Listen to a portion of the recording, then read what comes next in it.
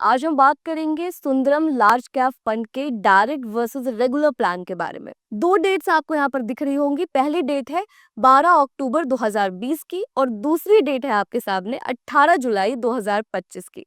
वैसे में देख लेते हैं कि 12 अक्टूबर 2020 को रेगुलर और डायरेक्ट की क्या एनएवी थी इस फंड की।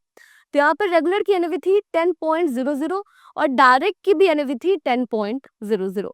अब आ जाते हैं अभी के नियरेस्ट डेट पर, जो कि हमने ली है 18 जुलाई 2025 की। यहाँ पर रेगुलर की एनएवी है 21.16 और डायरेक्ट की एनएवी है 22.71। अब इसको एक एग्जाम्पल से समझने की कोशिश करते हैं। मान लेते हैं कि एक व्यक्ति ने 1 लाख का इन्वेस्टमेंट किया था 2020 में। तो आज की तारीख में उनके इन्वेस्टमेंट की क्या वैल्यू होगी रेगुलर और डायरेक्ट प्लान में इस फंड के। तो यहाँ पर रेगुलर प्लान में इस इन्वेस्टमेंट की वैल्यू होगी अप्रोक्स 2,11,000 की। वहीं दूसरी तरफ डायरेक्ट प्लान में इस इन्वेस्टमेंट की वैल्यू होगी अप्रोक्स 2,27,000 की। यानी कि इन दोनों अमाउंट के बीच का जो डिफरेंस आ रहा है वो आ रहा है 15,503 रुपीज का। मतलब ये है कि 1 लाख के इन्वेस्टमेंट पर 5 साल में आप 15,500 रुपए का नुकसान कर रहे हैं।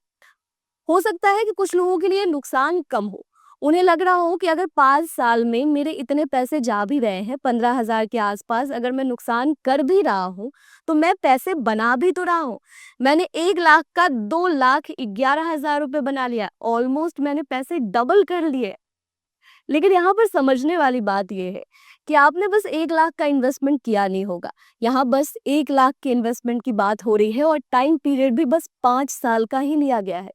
वैसे में अगर आपने बस 1 लाख का इन्वेस्टमेंट नहीं किया है तो आप कितना नुकसान कर रहे हैं